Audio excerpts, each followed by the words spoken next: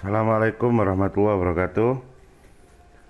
Bersama saya Taufik Sagwanto masih di program acara podcast via live IG Saling Sapa, dan pada hari ini tanggal 28 Agustus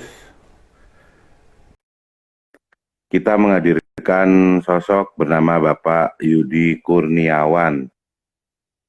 Beliau adalah praktisi agribisnis dan eh, bisnis di bidang kuliner.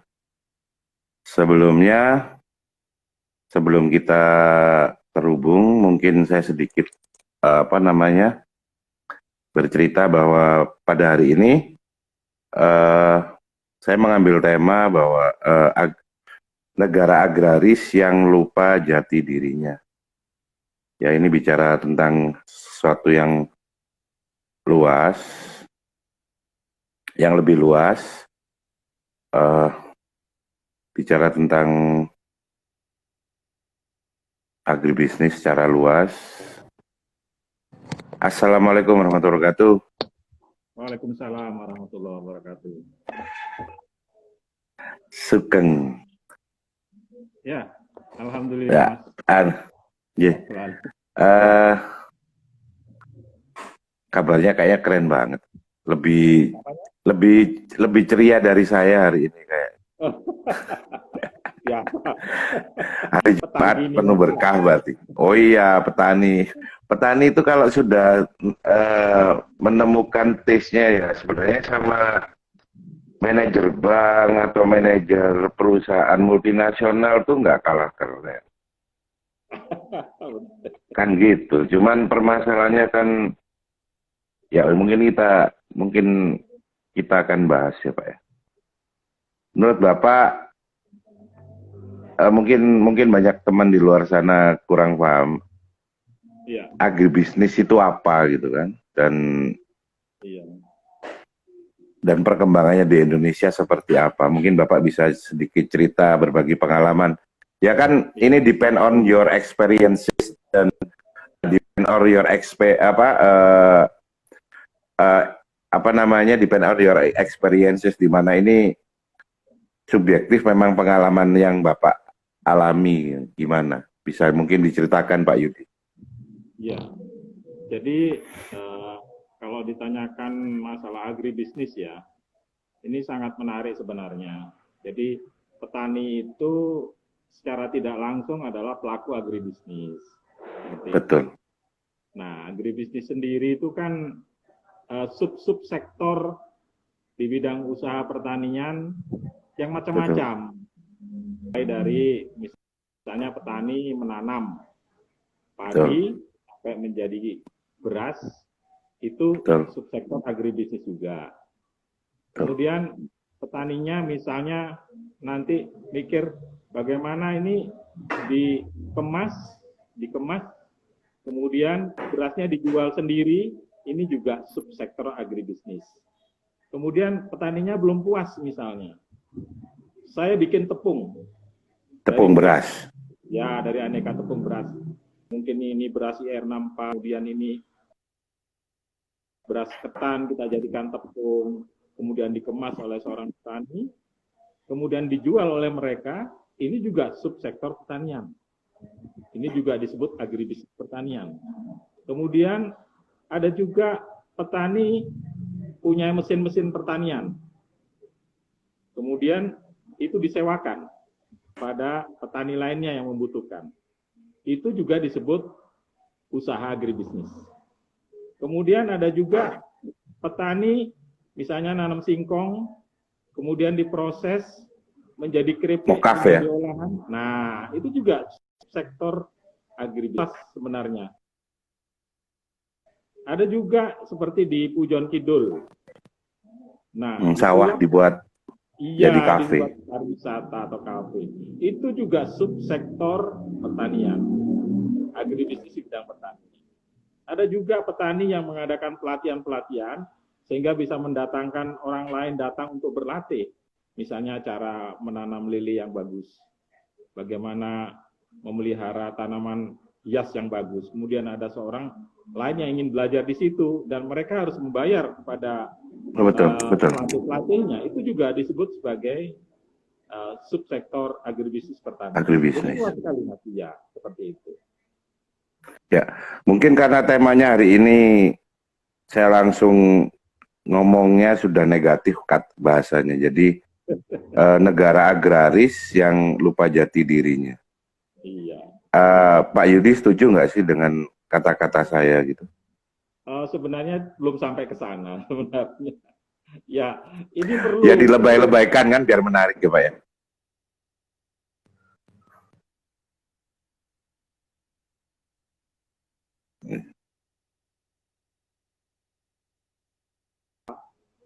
Dari tahun 1990 sampai tahun 2019, sektor pertanian yang dulu bisa diandalkan sebagai produk domestik bruto, bahkan apa ya istilahnya, tulang punggung perekonomian sebenarnya Pak ya. Ya, dari tahun 1990 itu bisa mencapai 22% loh Mas, sumbangannya terhadap produk domestik bruto kita. Tapi PDB kita ya. Jadi 13% loh Mas. Cuman 13%. Iya. Dengan luasan tanah pertanian yang masih sedemikian luasnya. Betul. Berarti kan dengan kata lain banyak lahan yang tidak digunakan sebagaimana mestinya. Betul. Jadi memang banyak hal ya, banyak faktor apa yang disampaikan tadi. Negara ini sebagai negara agraris sepertinya lupa jati dirinya. Ini suatu saat akan terjadi nih. Kalau memang betul-betul semua pihak kurang adanya perhatian kepada pembangunan di sektor pertanian. Jadi saya rasa perlulah disampaikan ini kepada masyarakat secara luas supaya mereka ada pemahaman seperti itu. Berarti logikanya, kalau logika berpikir simpel saya, 20% anggaran pendidikan itu kan belanja negara itu kan belanja negara itu kan 20% untuk pendidikan dan segala macam kebutuhannya. Berarti yang didapat dari agribisnis itu bahkan tidak sanggup ya untuk menopang membiayai pendidikan pun nggak sanggup ya dari sektor agribisnis sekarang ya. Ya itu sekarang tinggal 13% Mas.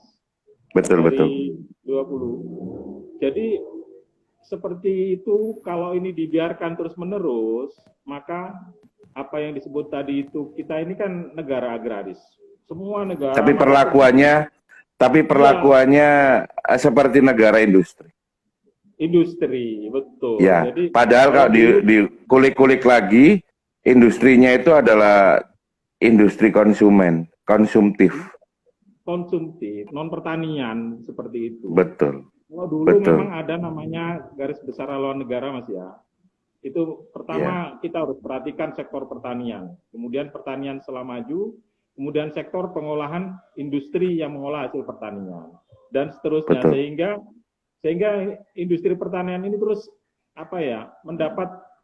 mendapat nilai di masyarakat bahwa sebenarnya bisa untuk ini, untuk itu, untuk produksi industri. Sehingga serapan industri terhadap produk-produk pertanian itu akan lebih baik. Tapi sekarang kelihatannya. Dan lucunya sekarang Pak, yang kejadian, kalaupun ada katakanlah di sini pabrik multinasional susu gitu katakanlah. Ternyata susunya ya lebih banyak diambil dari luar negeri. Jadi ekspor susu pun kita impor. Jadi lucu, jadi produksi orang luar dan dia pun akhirnya ngambil susunya bukan dari susu lokal tapi juga dari luar. Terus beberapa yang saya ada di catatan saya, umpamanya jus itu rata-rata kan jus buah ya. Macam-macam jus buah yang dikemas secara modern dan higienis dan modern dan menggunakan mesin-mesin canggih itu ternyata hampir 70% bukan buah lokal.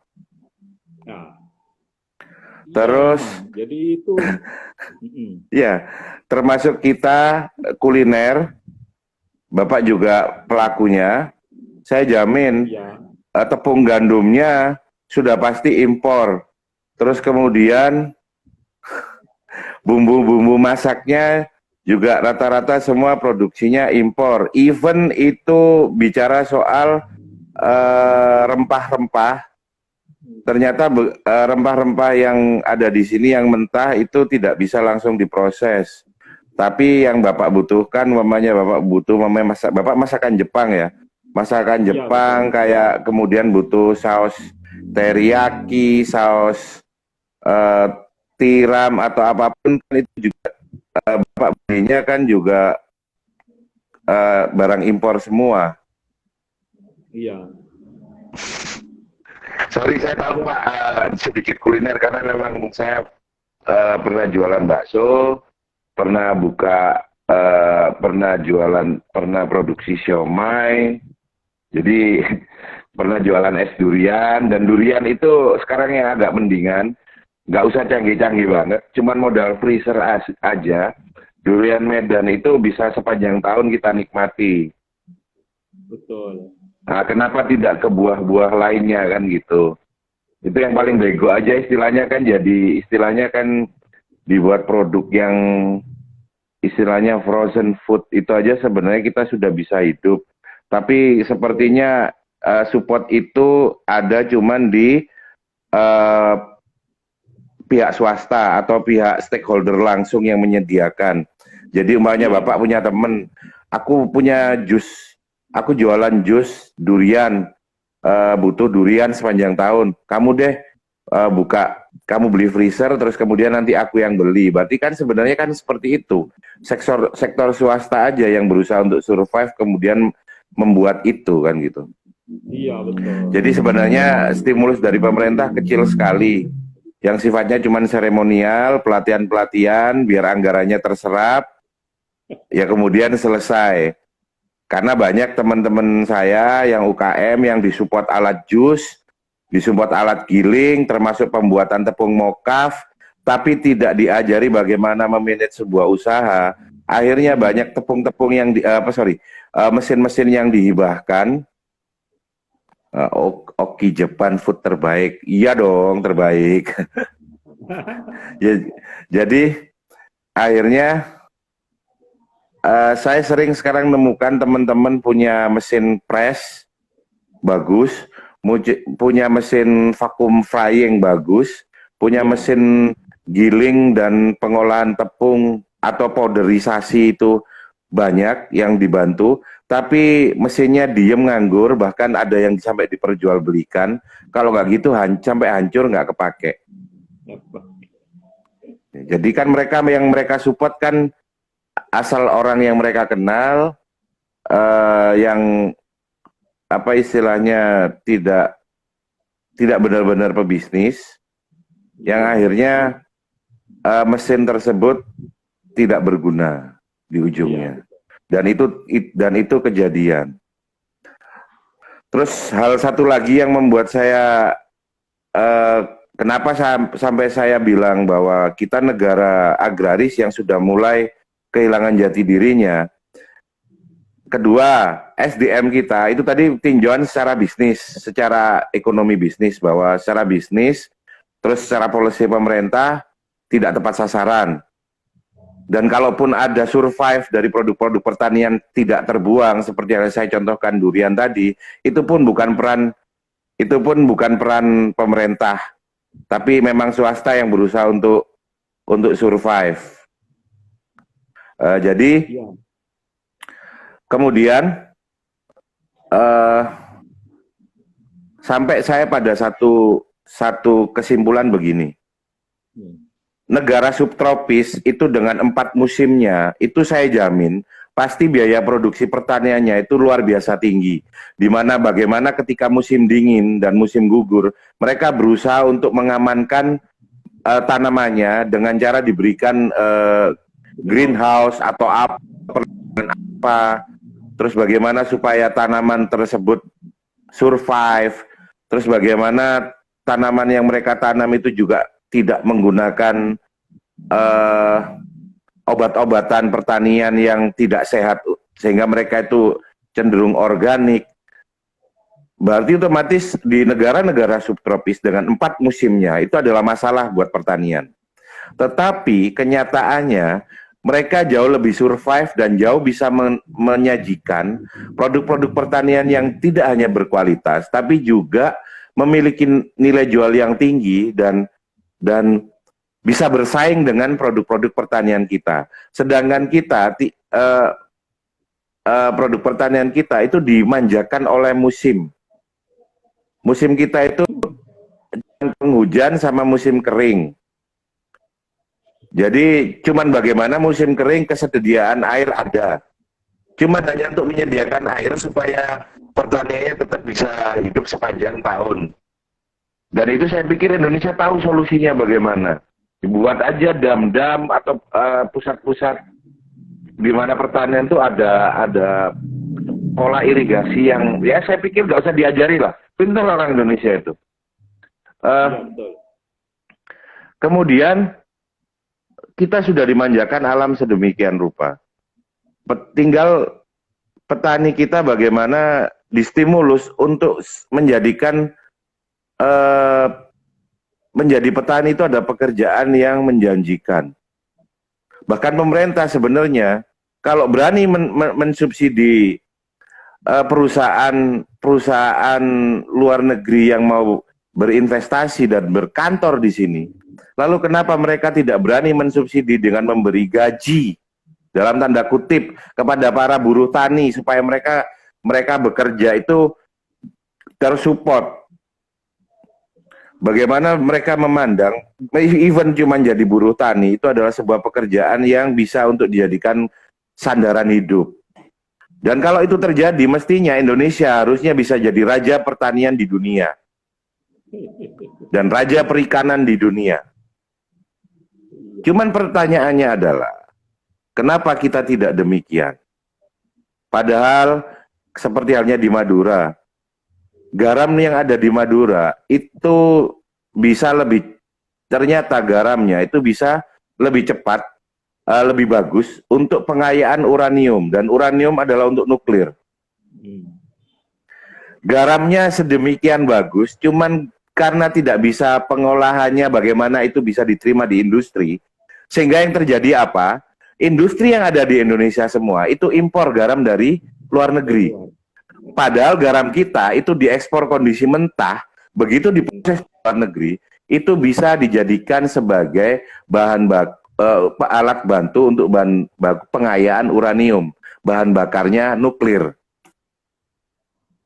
Dan mestinya garam itu kalau fair garam itu dikelola secara baik, terus kemudian dikelola secara profesional. Dari garam Madura aja, sebenarnya bahkan sampai kita yang di luar Pulau Madura itu akan kebagian dividennya. Iya. Bahkan orang Indonesia, semua orang Indonesia yang punya KTP Indonesia atau orang yang lahir di Indonesia semua yang masih warga negara Indonesia itu bisa mendapatkan pembagian dividen dari pengolahan garam Madura umpamanya. Kalau mau itu bisa, tapi ternyata tidak. Lantas ada apa di negara ini? Nah, jadi kan kalau di daerah jenengan Lawang, G. Iya. Ya, betapa dulu 2-3 tahun yang lalu, itu ada ngomong garam Madura 400 per kilo, nyampe Malang 800. Nah itu kan. Jadi di negaranya sendiri itu sudah tidak menarik. Makanya garam impor akhirnya bisa masuk, karena garam impor tidak sampai semahal itu. Wajar kalau garam luar itu iya sampai ke konsumen 2.000 buat campuran minum sapi. Iya, biar sapinya haus terus kan, Pak. Terus kayak mamanya Kak di daerah jenengan kan di Lawang ya. Di Lawang itu mungkin Bapak pernah dengar 2-3 tahun yang lalu bagaimana orang itu distimulus dirayu bahwa ada namanya buah naga, harganya mahal luar biasa karena buah impor. Lalu semua orang nanam itu di halaman rumahnya. Nasibnya gimana sekarang? Iya itu. Nah itu, Ya, sampai sekarang harganya cuma 1 kilo 3.000 rupiah. Ya, jadi kita itu memang rakyat tuh emang tidak diberi skenario, tidak ada hal-hal yang saya nyebutnya nggak tahu, semua orang sporadis, semua orang nabrak-nabrak, semua orang dalam kegelapan, termasuk nasibnya para petani. Dan yang saya omong ternyata ini saya muter-muter ya, ternyata yang saya omong barusan ngaco, saya nemu ini datanya. Jadi Presiden Boston Institute for Developing Economy, BIDA, Gustav Papanek yang merupakan profesor pria berkebangsaan Amerika Serikat mengatakan Indonesia selain kaya akan sumber daya alam, Indonesia juga berpotensi untuk mengembangkan industri manufaktur di sektor pertanian. Nah, salah satu industri manufaktur potensial Indonesia adalah manufaktur agro, karena di sana Indonesia memiliki kelebihan dibanding negara lain. Nah, salah satunya adalah cuma 2 musim, mengenai musim hujan dan kemarau. Itu sangat menguntungkan untuk industri pertanian. Untuk sektor pertanian di subtropis itu mengalami musim dingin, maka perlu biaya lebih untuk menjaga tanaman tetap hidup, yaitu dengan penyesuaian suhu agar tanaman tidak mati. Sementara di Indonesia iklim sangat mendukung untuk melakukan itu, kan? Berarti data ada loh. iya itu. Nah ya itu Pak, saya bingung kan ini harus gimana. Iya. Menurut jenengan gimana? Ya memang apa ya, kenyataannya memang apa yang disampaikan Mas Taufik itu memang benar ya, benar adanya. Jadi itu sebenarnya sayang sekali gitu, karena saya juga pernah belajar pertanian di Jepang, belajar sayur ya. Oh berarti organik Pak ya? Mereka pakai pestisida juga, tapi pestisida mereka aman untuk untuk sayurnya, hasil sayurnya untuk dikonsumsi. Karena cuma dari fermentasi, bukan dari apa namanya chemistry, bahan kimia. Ya. Mereka kan dari fermentasi. Basicnya memang pupuk organik ya. Di sana yang difermentasi kan Pak ya. Berikan gitu. Jadi betapa repotnya mereka bertani ya di Jepang itu. Ya. Tapi di kita ini cukup 2 musim. Tanahnya harus ini Pak ya, harus diakal supaya naik, bukan meluas. Segala macam. Terus sinar matahari juga begitu. Jadi ya irit ya. Sepanjang tahun sinar matahari kita ada. Jadi sebenarnya fotosintesis gratis. Sangat cukup. Sehingga perbandingan misalnya mangga di daerah Situbondo, kemudian Pasuruan, Probolinggo kan manis itu. Ya. Iya, betul.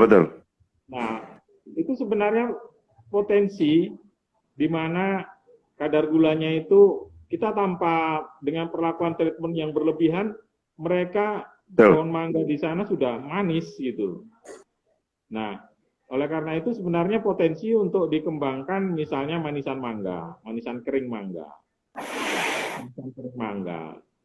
Kemudian itu mangga kaleng. Iya, mangga kaleng bisa. Jus mangga juga bisa, karena kadar gulanya udah sangat bagus, aromanya juga enak. Nah, itu kan sebenarnya potensi untuk dikembangkan di daerah Situbondo, Probolinggo, Pasuruan, yang notabene itu memang sentra-sentra mangga begitu. Betul. Jadi itu sampai sekarang. Dan lucunya kita itu malah sering jelly rasa mangga. Iya, apa kalau itu Mas nggak musim, dari luar, ya kan, Bapak aja kan ada kan masakan mungkin pakai mangga tapi nggak pakai mangga beneran kan esnya, pakai mangga jelly kan, iya, pakai mangga jelly kan, iya, jadi mangga beneran, loh kenapa betul, kita Pak nggak bisa memproduksi itu gitu loh?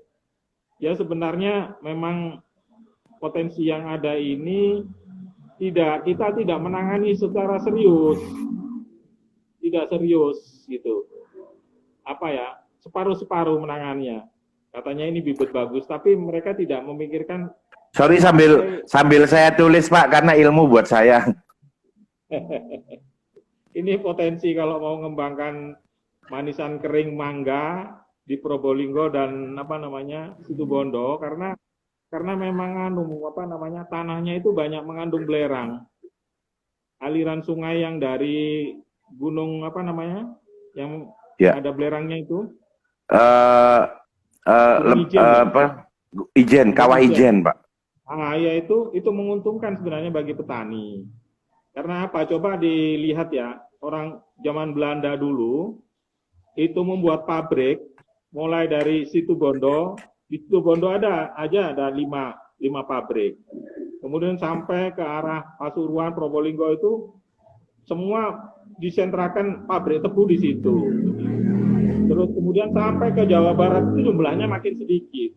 Itu pernah saya tanyakan kepada ahlinya bahwa ternyata memang belerang itu dapat mengemulsi karbohidrat menjadi gula. Oh. Nah, seperti itu. Jadi kenapa mangga yang di Situbondo Jadi nggak ujuk-ujuk kayak kita sekarang ya Pak ya? Orang Belanda Pak ya? Oh, itu melalui penelitian yang sangat lama sekali. Makanya, nggak asal. Hasilnya saja sebenarnya. Betul. Berarti negara ini lebih bagus dikelola India Belanda daripada dikelola negeri sendiri ya Pak ya? Ya itulah saya. Ya kan, kenapa kebun teh harus dilawang?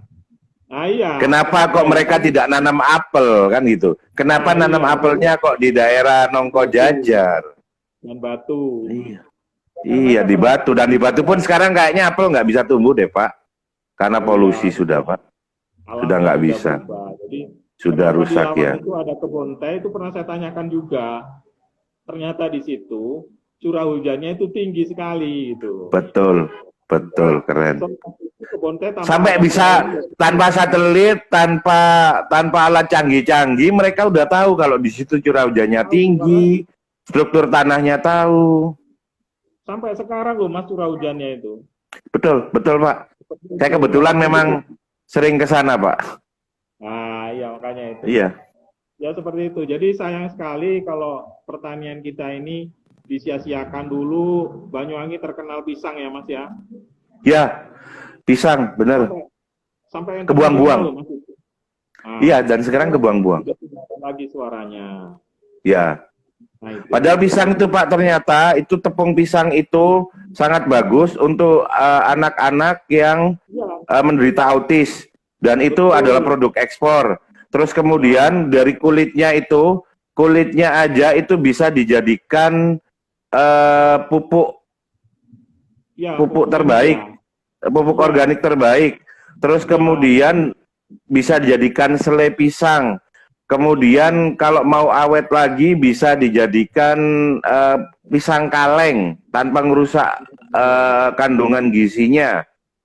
Betul. Terus kalau di kita buat sale pisang. Sale. Tidak hanya.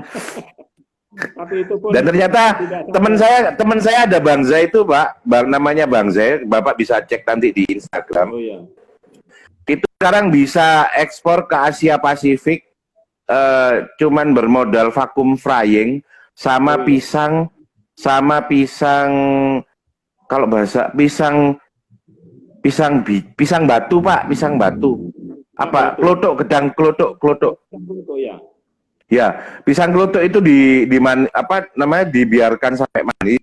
Saya kan cuman mentah aja dijual buat campuran rujak itu kan. Iya, waktu muda. Iya, waktu muda sama dia dipaksa mateng, kemudian bijinya dibuang, diproses jadi keripik pisang, tapi bentuknya bukan tipis-tipis kayak koin. Seperti jempol-jempol, tapi renyahnya ngalahin yang koin. Sampai seperti rambak. Makanya dia ngomong punya dia rambak pisang. Itu sekarang sudah dibeli langsung hasil-hasilnya itu, dan oleh Dua Kacang Dua Kelinci, grupnya Kacang Dua Kelinci, dan sekarang sudah dijual mulai dari Australia sampai Korea Selatan, sampai Pasifik. Dan pada saat terjadi pandemi COVID, Omsetnya dia malah naik 200%. Sama sekali nggak tersentuh pandemi. Iya, sama nggak terpengaruh ya. Nggak pengaruh. Malah sebenarnya memang nggak pengaruh, Pak, karena orang tetap harus makan, Pak. Mau pandemi Oh kayak betul. mau perang sekalipun kan gitu. Mau perang sekalipun, Ya, apalagi pisang bisa meningkatkan imun itu. betul, betul. Kalau Bapak agribisnis sayur, Pak ya? Nah, saya sayur asitaba ya. Ini kerjasama sama perusahaan Jepang. Jadi itu dulu dari bibitnya dari Jepang, kemudian kita kembangkan dengan sejumlah petani-petani Kapan-kapan ini. ajarin saya dong, Pak. Saya bisa buat replikanya, miniaturnya di rumah. Oh gitu, bisa nanti apa Ya namanya? kita, karena saya juga bisa buat apa namanya aquaponik, Aquaponik. hidroponik bahkan dari sampah drum bekas bisa, Iya, dari kerak bekasnya botol bisa. botol. Ya Oh, dong, dari sampah semua saya bisa buat. Cuman saya nanamnya yang nggak bisa, Pak. oh gitu, Jadi saya bisa jadi bantu. saya nanamnya paling ya cuman muter-muter di eh daun kemangi, terus Hmm, bayam, bayam. yang sanggup-sanggup hidup gitu. Tapi kalau yang agak sulit-sulit Iya, saya mati. rasa perlu dikembangkan itu Mas untuk apa namanya? Untuk agropolitan ya. Edukasi. Jadi Ya, iya, terus itu terus penting. untuk edukasi, terus juga untuk mancing supaya urban farming, Pak. Bagus, Bang Fahmi. Nanti bisa Ya, saya sharing bagaimana cara membuat pupuk dari apa ya, namanya? Dari limbah dapur ya. ya betul. Pupuk Jadi organik dari ke limbah depan, dapur. Pak, kalau Bapak punya ilmu itu, ilmu Bapak ini nanti ke depan adalah ilmu yang mahal, Pak. Lebih mahal dari IT. Oh, iya. Karena gini, Insya Allah nanti nanti bisa. itu nanti itu yang namanya taman, kalau taman di rumah, kalau sekarang kan dikasih bunga mawar gitu-gitu kan. Nanti itu tanaman di rumah itu adalah sayur mayur Betul. dengan prinsip vertical garden, kemudian Vertical, iya. tidak memakai media media tanah, tapi air, Hmm. dan kemudian air tersebut dialirkan ke kolam-kolam Hmm. kecil yang itu dikasih ikan-ikan, Iya. kemudian disambungkan lagi ke, kalau tanahnya agak luas, ke ayam, nah apa namanya, Betul. dan itu semua petnya apa, binatang peliharaannya, ini apa, tumbuhan di tamannya, itu semua Terintegrasi bisa nanti. bisa mencukupi kebutuhan rumah itu. Betul, Mas. Ini sekarang Ya, dengan kondisi karena ke pandemi depan kan ini, orang nggak mampu, Pak, soalnya, Pak. Ke depan itu hanya orang kaya aja, Pak, yang bisa beli ke pasar pakai uang. Karena nanti sumber daya itu makin mahal, main mahal. terus kemudian eh, jumlah penduduk itu makin meludak, dan yang namanya belanja ke pasar itu tidak lagi semurah sekarang. Betul. Akhirnya Iya, orang iya. itu harus nanam sendiri. Dan ini eh, ahli ahli aquaponik dan ahli aquaponik itu nanti adalah pekerjaan yang bisa ngalahkan IT bahkan, Pak, ke depannya tuh, Pak. Sama kayak Gearbest designer, pekerjaan yang sekarang lagi saya tekuni, desainer sampah. Bahwa 10 tahun lagi, 10-20 tahun lagi, ketika sampah itu sudah nggak ada solusi mau diapain, hanya orang-orang yang memiliki kemampuan untuk mendesain atau mengupcycle sampah dijadikan produk baru itu nanti yang akan kaya raya, Pak. Karena di mindset saya itu, sampah itu bukan lagi masalah, tapi sampah itu adalah raw material gratis Belum yang material bisa gratis. kita manfaatkan lagi. Iya. Betul. Dan kita nanti bisa berkolaborasi, Pak, minimal jualan edukasinya atau jualan alatnya mungkin sementara Iya. untuk mengedukasi orang, sehingga sampah rumah tangga itu bisa kayak nasi apa itu nggak usah dibuang, bisa dikasihkan makan ikan, ikannya nanti airnya ngalir ke tempat yang sayur-sayur, terus buah-buah itu semuanya pakai dari limbah rumah tangga itu, dan terus muter itu. Jadi sehingga orang itu bisa mencukupi beli cabai itu nanti ya ditanam di pot-pot. Nggak ada lagi nanti orang langsung ke pasar sok-sokan beli cabai. Nggak ada nanti ke depan. Akan sulit.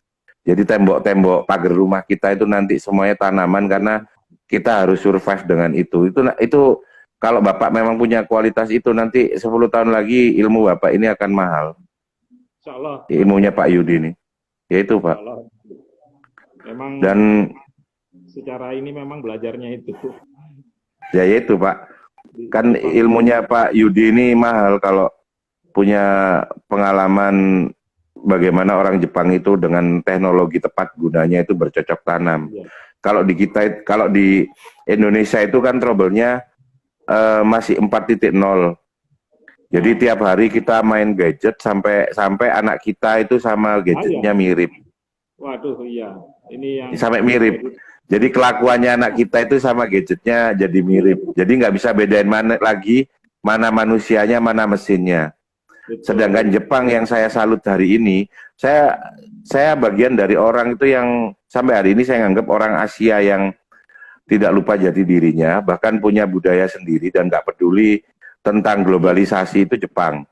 Betul sekali. Jepang itu tidak peduli itu, dan mereka nggak usah sok-sokan pakai bahasa Inggris atau apapun, mereka tetap aja pakai bahasanya dia sendiri. Dan itu buat saya adalah budaya yang selamat ketika dia berusaha untuk nggak peduli, tetap aja lo kalau mau ke Jepang harus bahasa Jepang. Jangan berharap orang Jepang akan berbahasa Inggris kan gitu. Dan itu yang ternyata menyelamatkan mereka. Iya, dan yang saya salut dari orang Jepang itu ketika bicara tentang teknologi digital itu nggak kayak kita.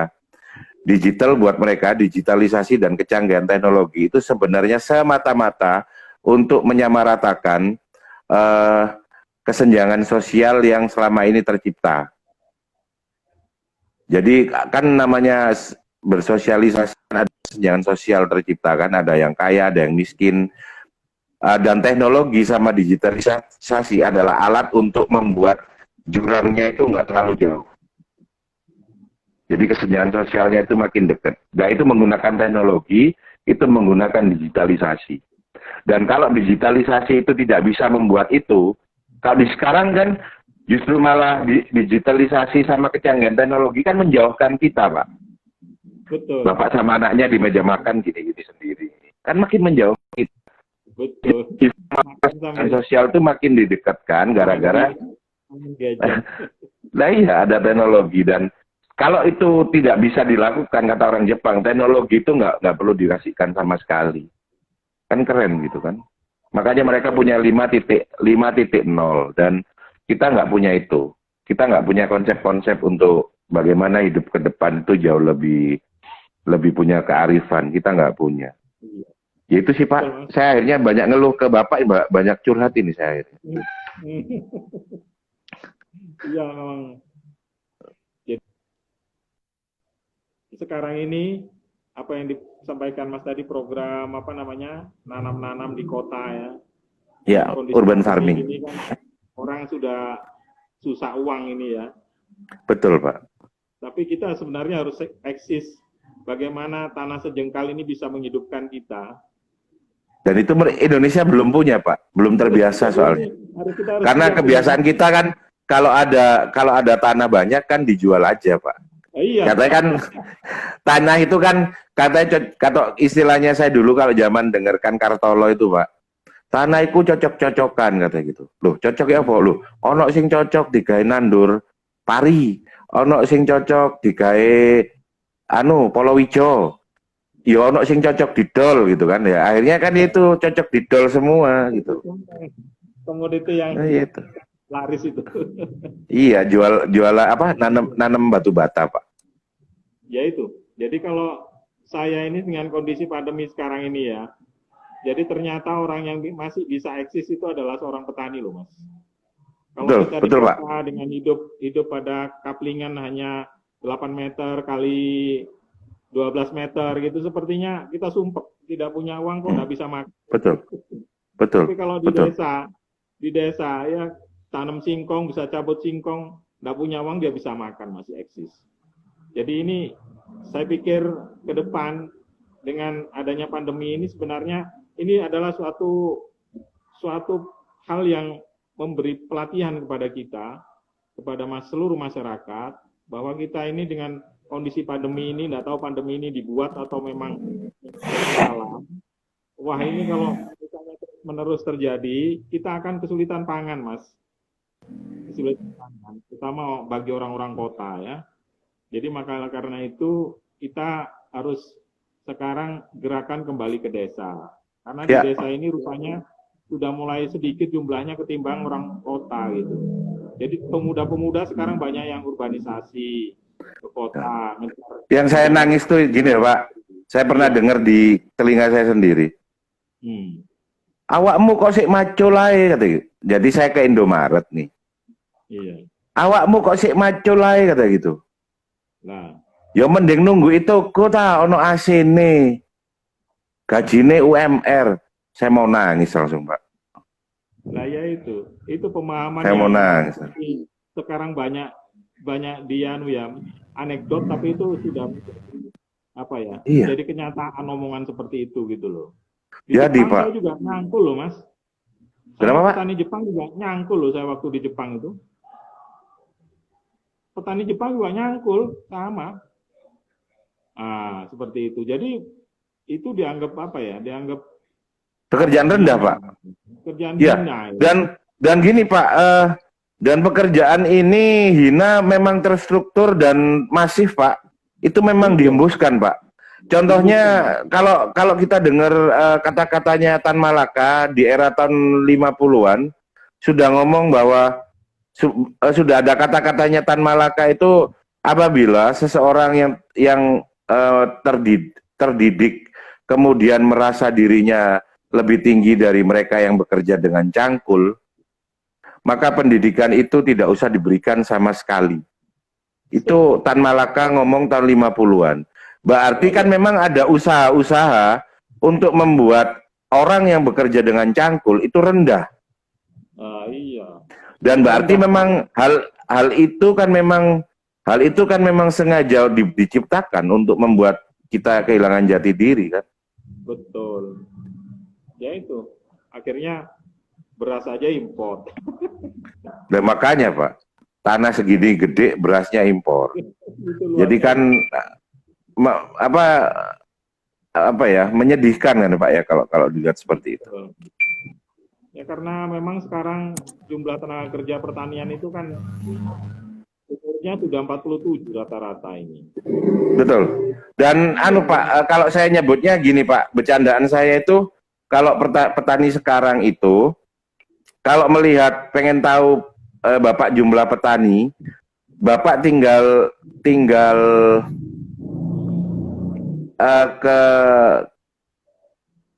ke apa namanya, ke asosiasi pedagang tembakau.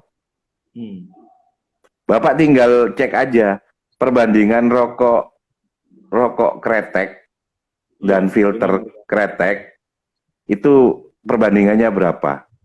Dan kalau Bapak cek yang kretek itu yang tanpa filter, ya itulah bapak-bapak petani yang makin lama bukan makin tambah banyak, tambah habis. Tinggal nunggu mereka mati saja. Kemudian kita tidak punya generasi muda yang kuat sebagai petani. Betul. Dan ini kalau saya ngomong buat Bapak, mungkin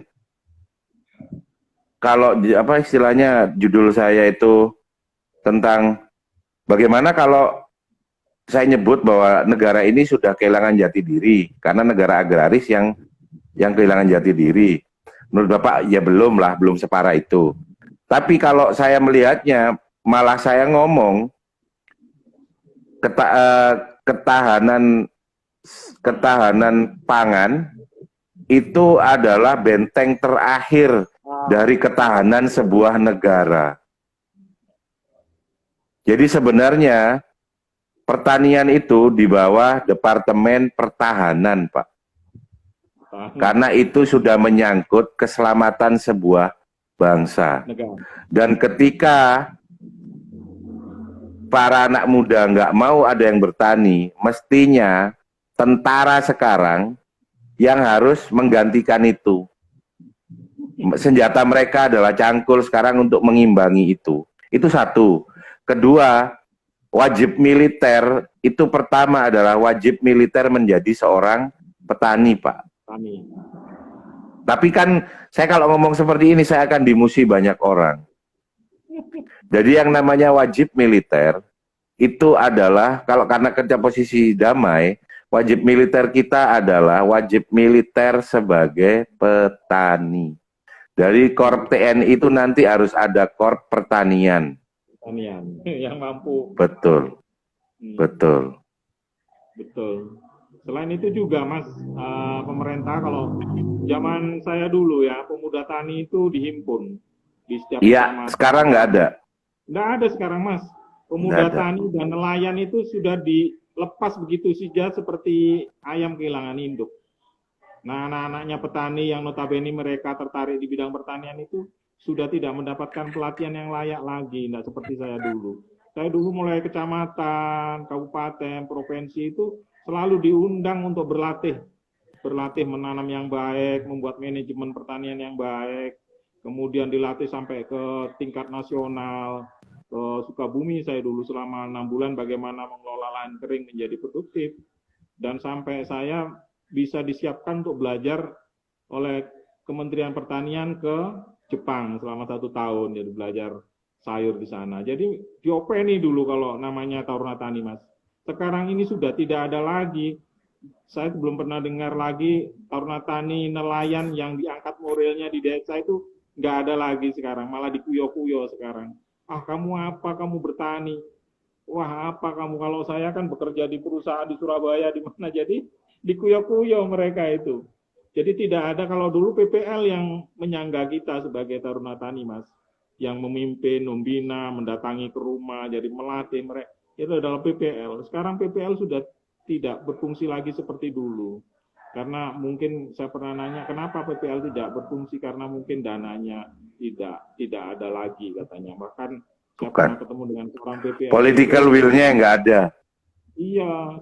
Selain itu juga, apa ya namanya, nggak diopeni Mas oleh kabupaten juga Mas itu sepertinya PPL itu. Makanya dia mikir akhirnya pernah itu fotokopi data-data itu mesti harus dari kantongnya sendiri loh Mas. Mereka itu urunan gitu untuk ke petani gitu. Pernah saya ketemu dengan PPL. Dan lebih jahat lagi kelompok tani itu Pak ya. Kelompok tani itu dipinjami oleh bank, kemudian di kelompok-kelompok tani itu diarahkan untuk membeli pestisida merek tertentu, ya, dan itu pesanan tertentu. Kalau tidak, mereka tidak dapat bantuan. Sampai sejahat itu. Kalau petani sudah dipolitisir kayak gitu, terus kan harga akhirnya tidak bisa bersaing, Mas. Betul. Belum lagi tengkulaknya. Dibeli sistem ijon. Break-even point-nya jadi tinggi. Ya, belum lagi perbankannya, yang kita tidak punya perbankan pertanian.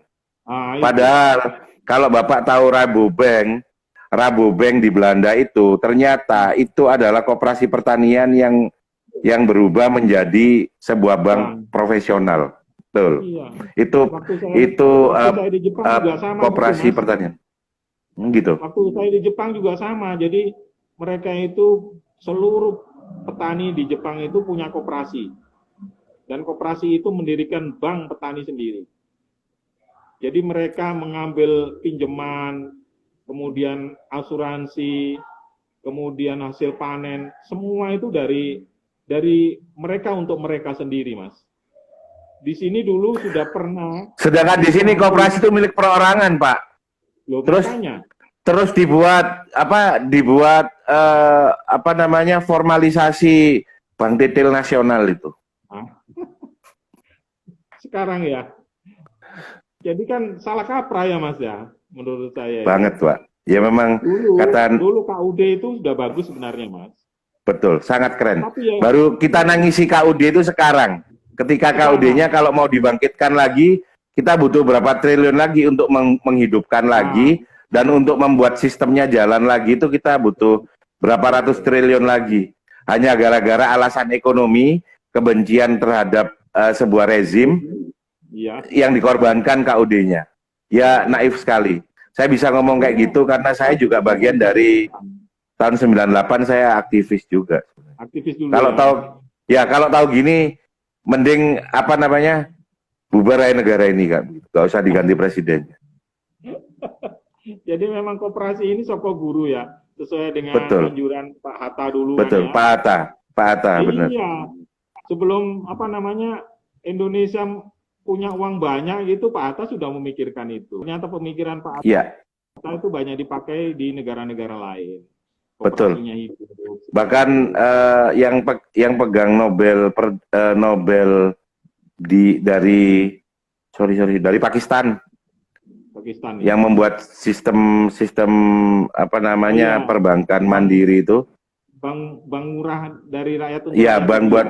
buat bank untuk orang miskin itu yang Ya, dapat untuk Nobel orang miskin. akhirnya itu malah dia aslinya belajar dari koperasi di Indonesia. Indonesia sebenarnya, tapi kita tidak mengambil langkah-langkah itu dengan baik, jadi seperti itu. Betul, Koperasi dulu malah jadi jujukan banyak pejabat, kadang-kadang ya ada yang minta ini minta itu, akhirnya ya jadi betul politik. Pak.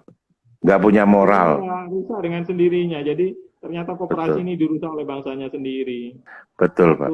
Waktu saya di Jepang itu, saya latihan di sana selama 1 tahun itu menjadi anggota koperasi, Mas. Dan di backup sampai asuransinya. Asuransinya. Orang bapak angkat saya namanya Takao Take ya. Waktu saya ke sana itu dapat 4 hari atau seminggu itu ada topan, angin topan. Jadi apa namanya greenhouse-nya itu hancur gitu, hancur berantakan. Besoknya itu nggak lama semua peralatan yang rusak itu diganti oleh asuransi koperasi itu sendiri. Jadi nggak nunggu lama seperti itu. Bahkan Dong sekarang misalnya, di Indonesia perusahaan asuransinya aja bangkrut Pak.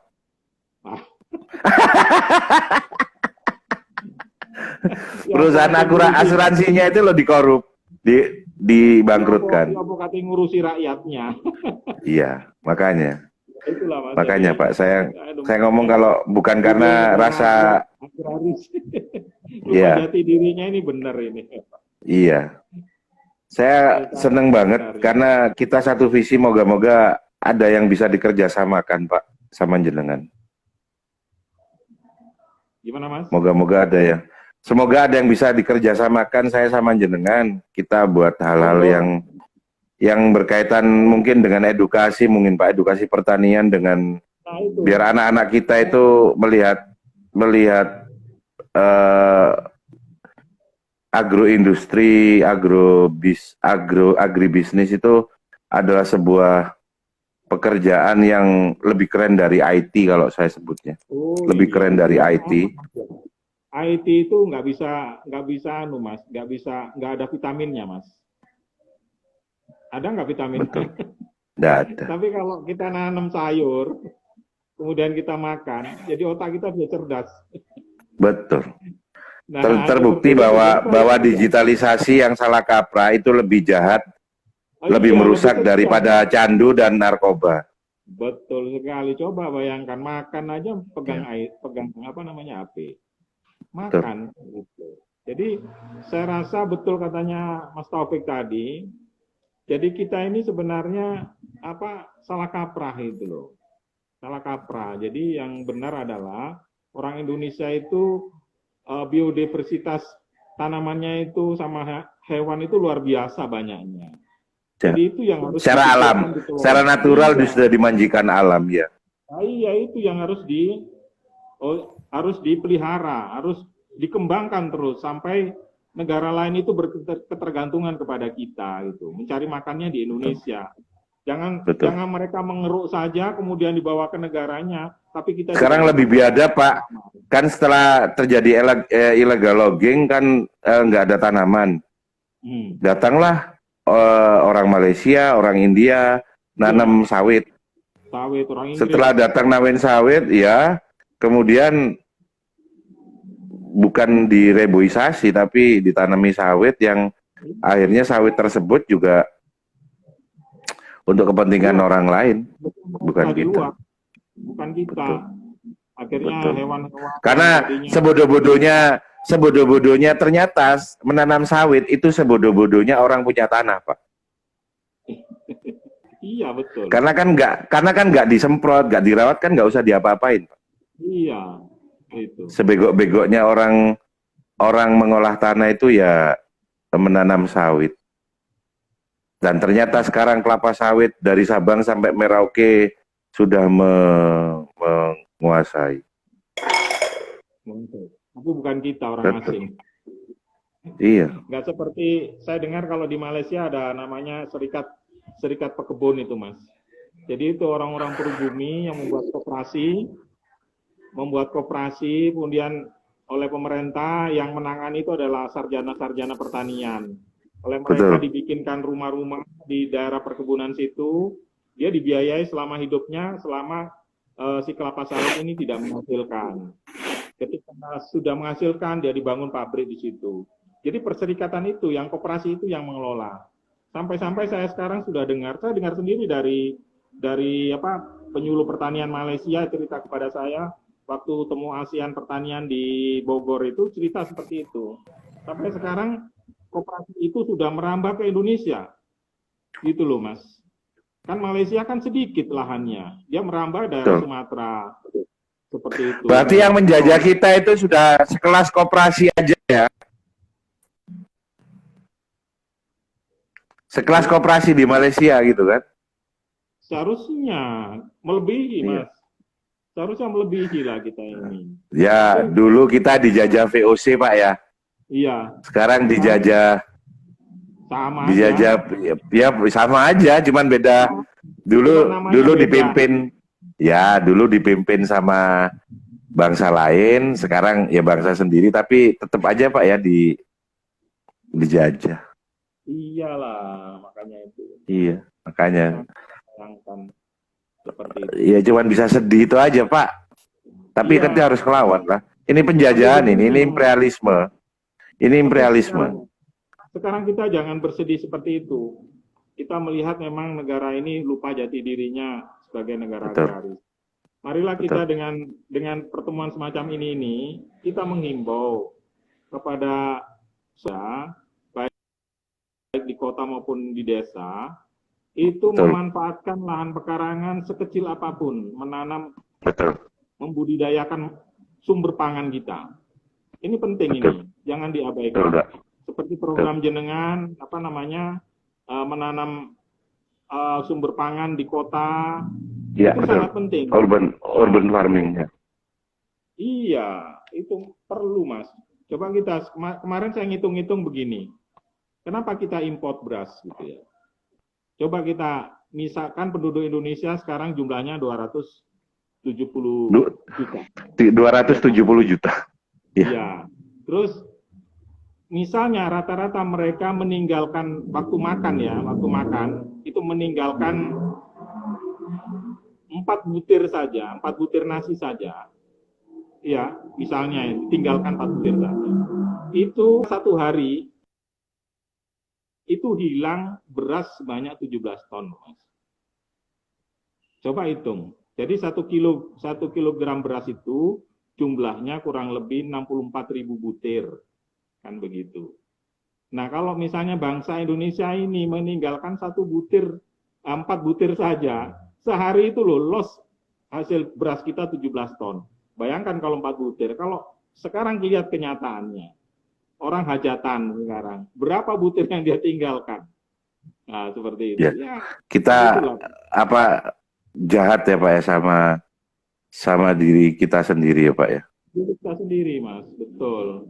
Kalau kita jahat sama diri. Diajarin 1 butir nasi pun ketika jatuh suruh ambil. Dan jauh lebih Islami dari kita itu Pak. Nah, katanya Bapak angkat saya, makan itu. Katanya 1 butir itu kalau di sini nanam sekitar 6 bulan baru bisa jadi 1 butir itu. Seperti itu motivasinya. Akhirnya saat itulah saya baru merasakan betul katanya orang tua dulu. Lelek mangan ojo, ake upoe. Engkuk nangis iku. Belayu nang alas. Ternyata di Jepang juga sama seperti itu dulu. Tapi sekarang anak-anak makan nggak habis itu sudah biasa. lumrah. Iya, Tapi kan saya nggak malah Pak, ada di juga, rumah saya marahin bener Pak. Kalau di rumah saya Pak. iya, malah ada It- juga